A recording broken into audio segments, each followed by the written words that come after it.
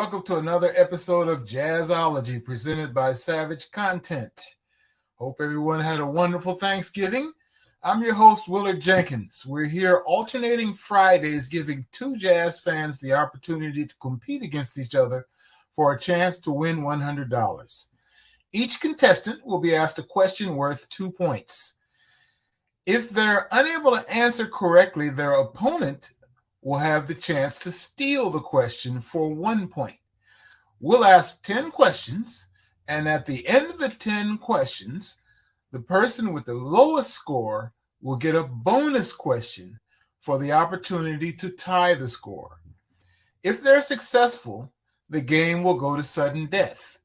In sudden death, each contestant will take turns trying to answer the final multiple choice question until we have a winner. The person in the lead at the end of regulation will go first. The contestants will alternate chances to answer the question until one gets it correct. Let's meet this week's contestants, and we have a happy circumstance of having co-champions. Our reigning champion is George V. Johnson Jr., jazz vocalist and vocalese man who is also quite active on social media. You know, George, you are so active on social media. I've got to ask, what have you found to be the benefits of that social media activity? Well, I found that you can use it to your advantage if you have the right mindset. It depends on what you're on there for. So I'm on there for music. So I found a way to promote, start the Washington, D.C. Jazz Network again, because there's so many people out there and there's so many groups. So I use it to my advantage musically. And it's really, it helps you to reach anywhere within the next minute. You know, you can say one thing and it's over in Europe, it's in Germany, it's anywhere. So if you use it correctly, it can work to your advantage. That's why I like to use the internet. Well, last episode, George was a bit under the weather and unable to join us. So we have a reigning co-champion, and our reigning co-champion is guitarist and journalist Brad Farberman. Brad, what makes you a jazzologist? I just have a lot of records. That's the foundation, that's for sure.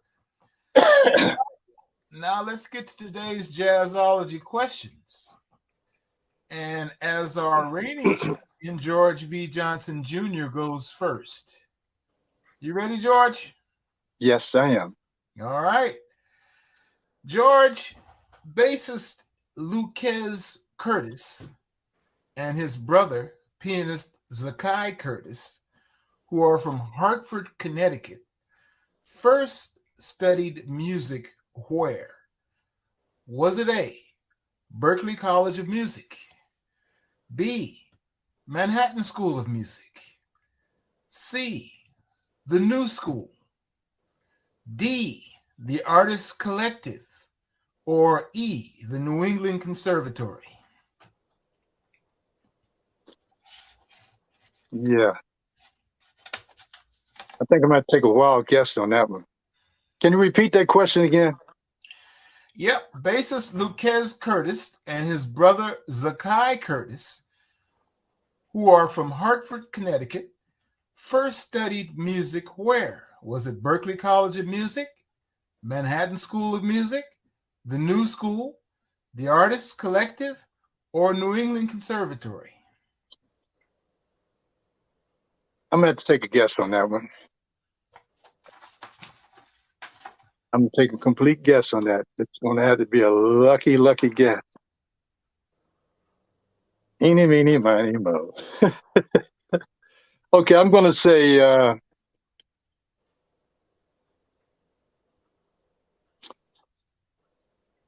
the New School.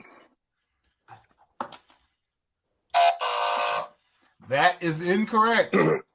Brad, for a chance to steal the point. Well, I was thinking maybe one of them would be in Connecticut, since they're from Connecticut, but that doesn't seem to be the case. Did they stay in New England? Did they go to New York? I'm going to say Manhattan School of Music. Nope. And the key to that question, the Curtis brothers, Lucas and Zakai, grew up in Hartford, Connecticut. Which of those institutions is in Hartford, Connecticut? Oh. That would be D, the Artist Collective, which was the program founded by Jackie Mack, Dolly McLean. That's where they first studied. So we are at 0-0. That's right. Brad, are you ready? I'm ready.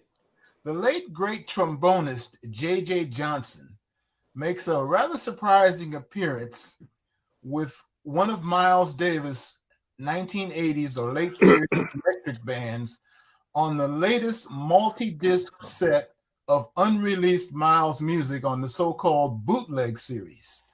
That particular package is titled That's What Happened, 1982 to 1985. J.J. Johnson first recorded with Miles Davis on what record label? Was that A, Capitol Records, B, Prestige, C, Blue Note, D, Commodore, or E, Columbia? Okay, so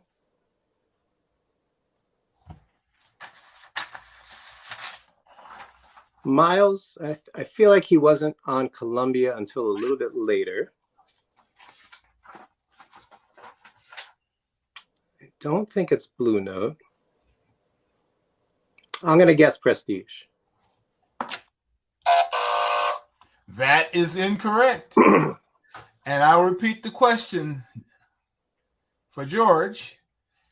The late great trombonist J.J. Johnson makes a surprising appearance with one of Miles Davis' late period, in this case 1980s, electric bands on the latest multi-disc set of unreleased Miles music, which came out on the so-called bootleg series. J.J. Johnson first recorded, emphasis on first, J.J. Johnson first recorded with Miles Davis on what record label? Was that A, Capitol, B, Prestige, C, Blue Note, D, Commodore, or E, Columbia?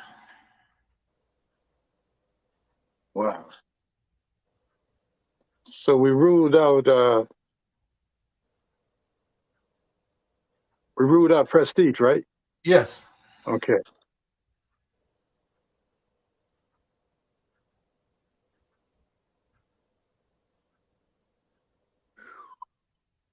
I'm going to go with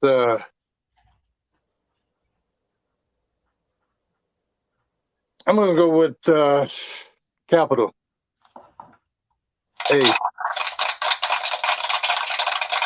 That is correct. Okay, George. Trumpeter and occasional vocalist Chet Baker made several records featuring which of the following guitarists? Would that have been A, Herb Ellis, B, Barney Kessel, C, Kenny Burrell, D, Russ Freeman, or E, Jimmy Rainey? You need me to repeat that? No, I got you. Okay. I heard that. I believe, I'm sure it wasn't Kenny Burrell.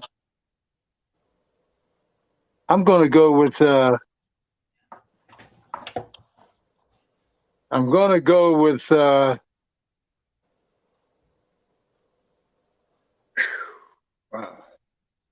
that's a tough choice. I'm going to go with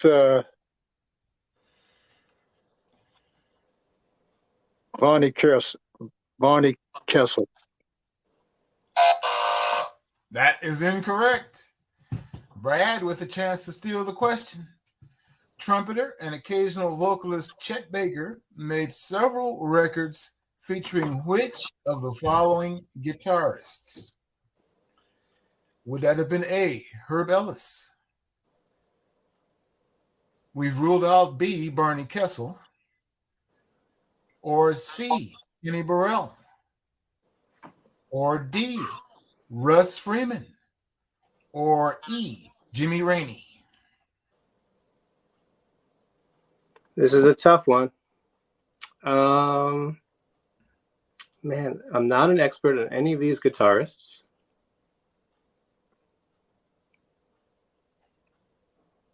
It's not Barney Kessel. Maybe it is Kenny Burrell. Is that your answer? That's my answer. That is incorrect. Chet Baker recorded with D, Russ Freeman. Russ Freeman was the guitarist Chet Baker recorded with. So, Brad, you're up next. Okay. Who was the saxophonist who started the jazz presenting organization known as Outpost Productions in Albuquerque, New Mexico, and who also produces the annual New Mexico Jazz Festival, which is between Albuquerque and Santa Fe? Would that be A, Dan Melnick, B, Tim Jackson, C, Jim Igo, D, Tom Gorolnik, or E, none of the above?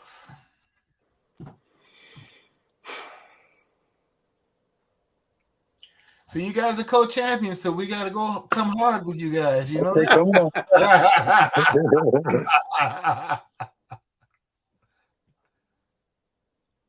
Okay, so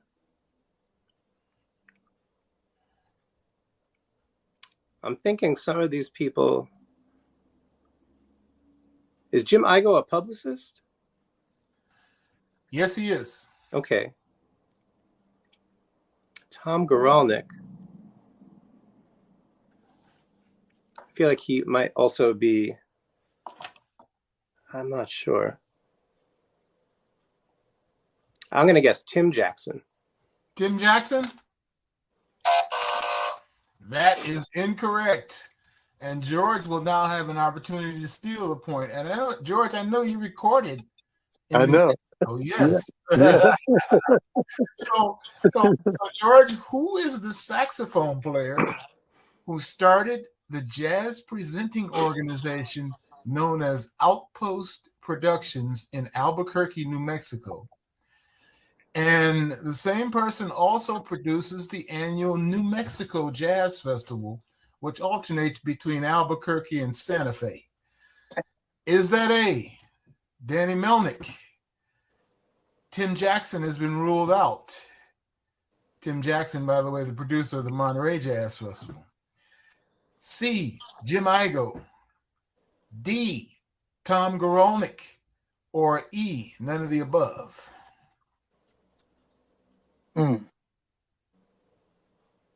it's not Tim. It's not Jim. I don't think Jim plays saxophone. Let me see.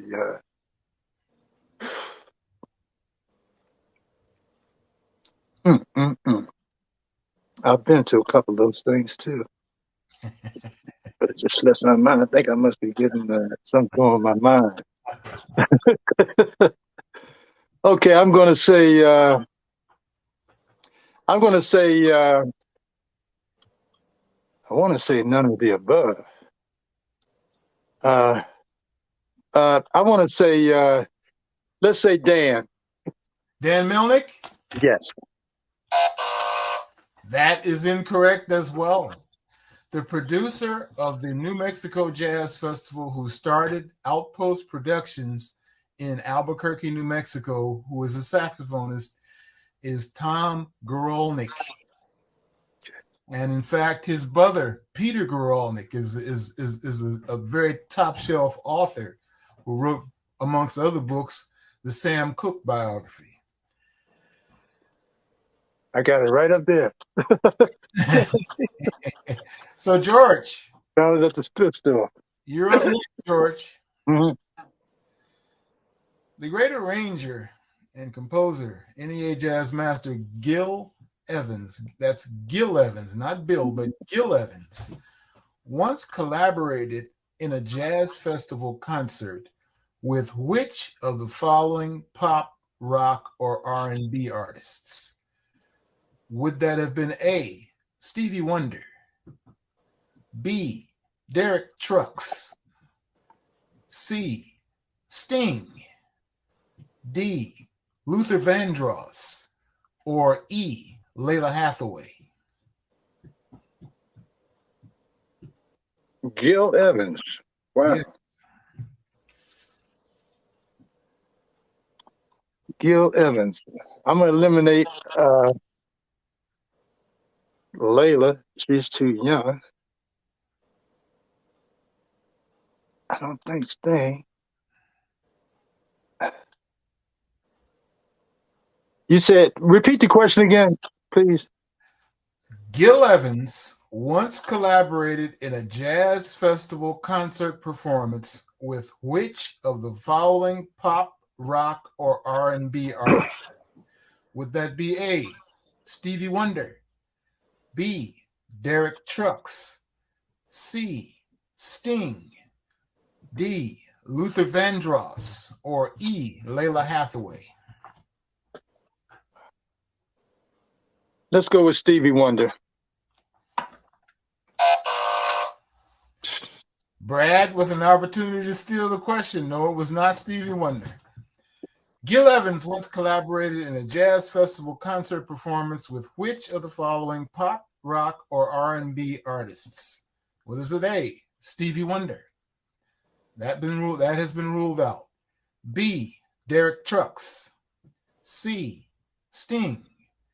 D, Luther Vandross, or E, Layla Hathaway? Well, I think a collaboration with Stevie would have been really great. I don't think it's Derek Trucks, the great slide guitar player. I'm going to guess Sting.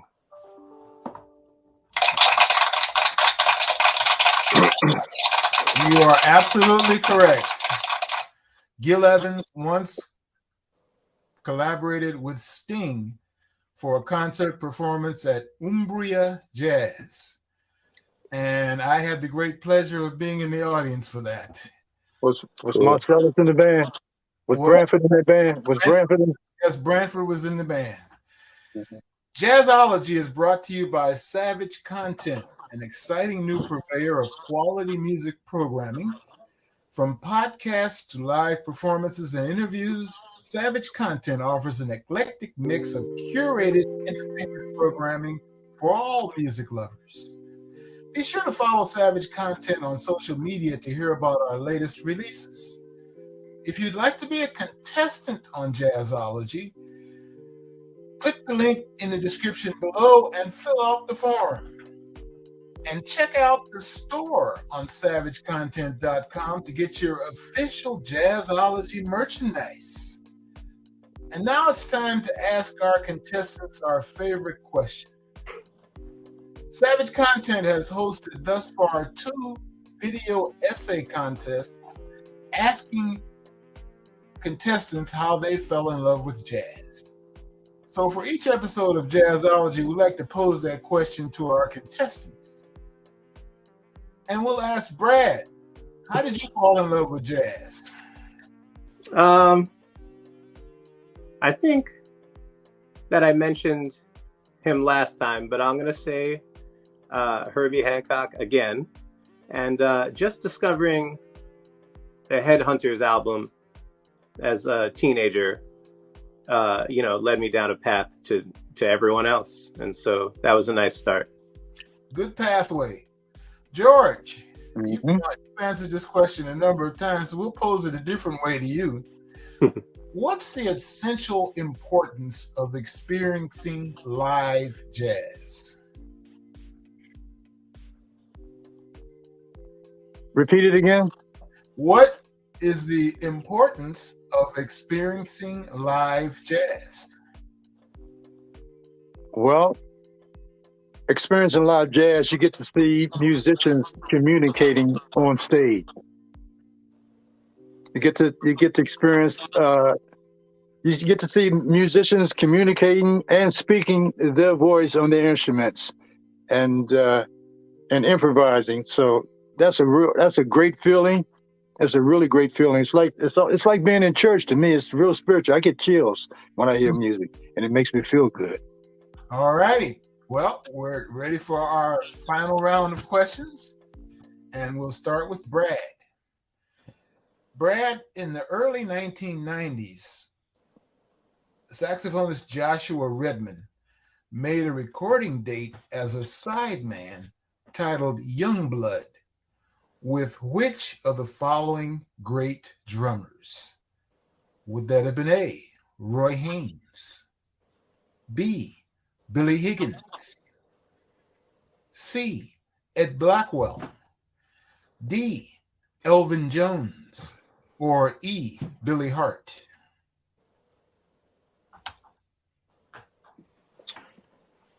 Five of the greatest drummers of all time. Absolutely.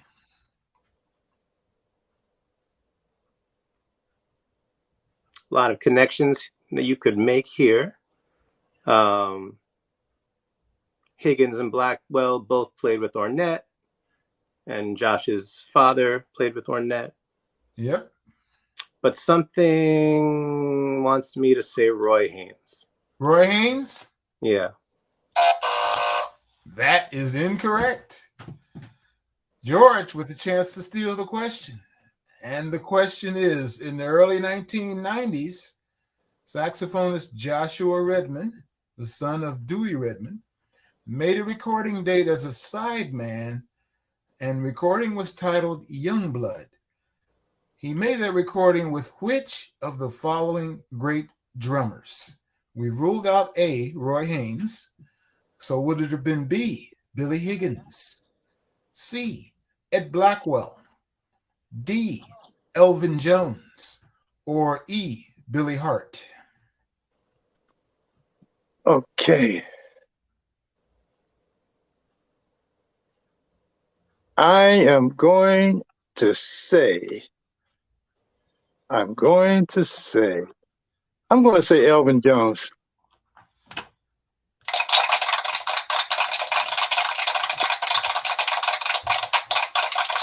That is correct. That is correct. And you know, an interesting thread that runs through all those drummers is they all embraced younger musicians. So, you know, Brad saying Roy Haynes was not too far off the mark. You could say that about any of these drummers, actually, except perhaps Blackwell, who didn't do a whole lot of band leading and didn't make a lot of records. But it was indeed D, Elvin Jones. So, George, you're up next. Who wrote the book Space is the Place, the definitive biography of the late NEA jazz master and Afrofuturist Sun Ra? Was it A, John Litweiler, B, John Zwed, C, Ashley Kahn, D, Bob Blumenthal, or E, Howard Mandel? Howard Mandel. That's what you said, Howard Mandel. That's the last one, right? No, okay. It's Howard Mandel. His name is pronounced Mandel. Okay, that's what it pronounced. Okay. Mm-hmm. Okay. I didn't read the book. I love his music. I'm going to take a guess. You have to get the book. Yeah, okay. It's a great book. Yeah, okay. I'm going to say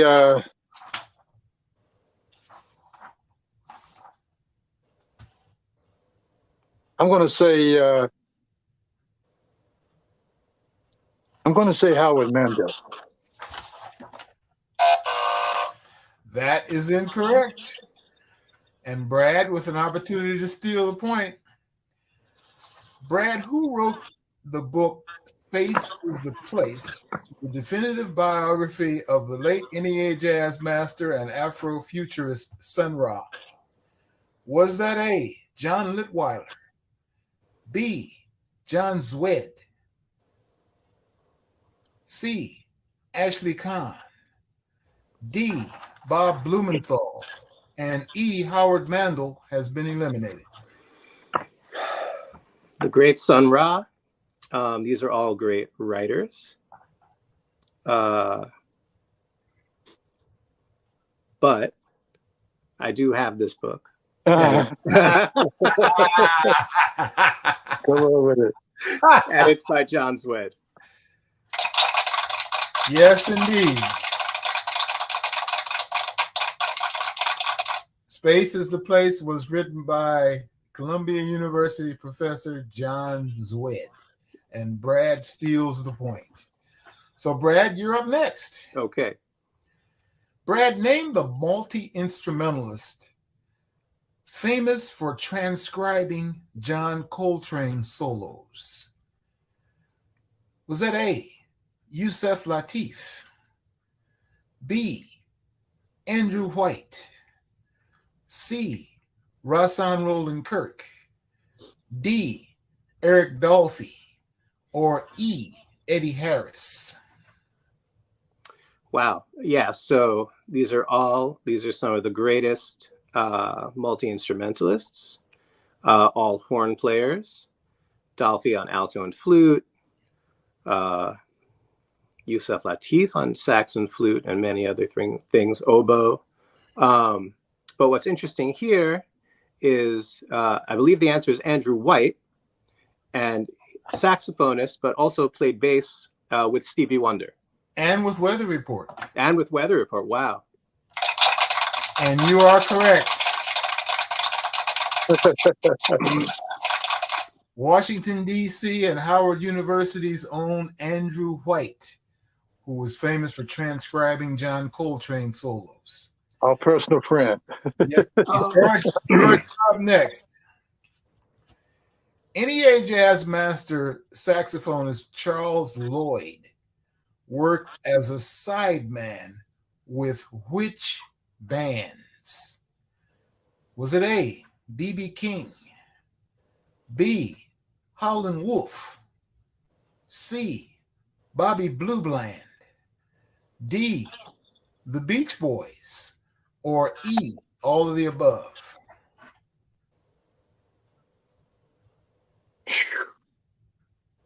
And you put an S on the end of that, right? I said bands. Yeah, I'm going to say all of the above.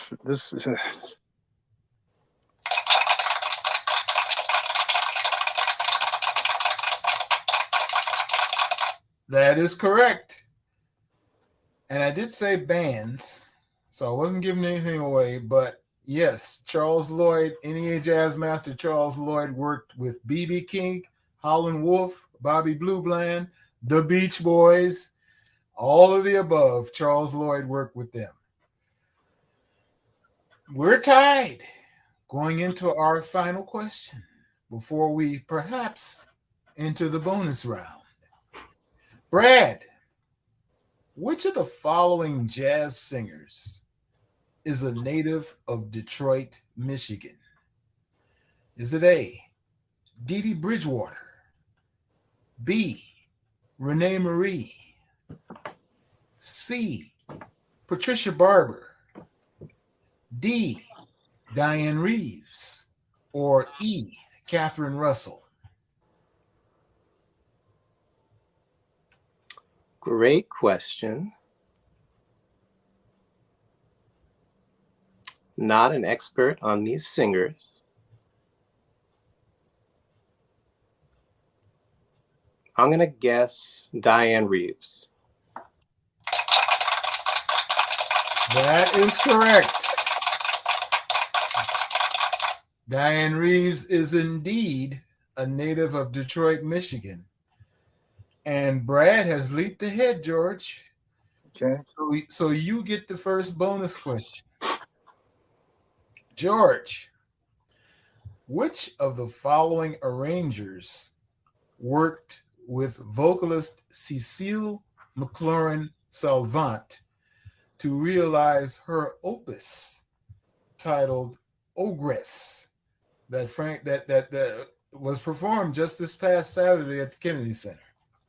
Which of the following arrangers worked with Cecile McLaurin-Salvant to realize her opus titled Ogress? Was it A, Maria Schneider, B, John Beasley, C, Darcy James Argue, D, Carla Bley, or E, none of the above?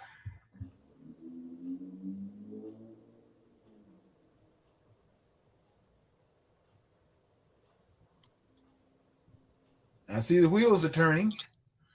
The wheels are turning. Yeah, that sounds like a song. Okay, Maria Shriver, John Beasley, John C. Andrews, Carla Bay, none of the above. I'm going to say, I'm going to throw all the chips in.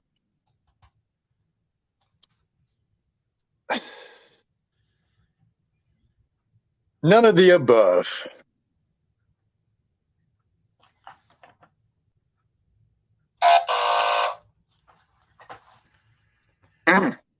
That is incorrect.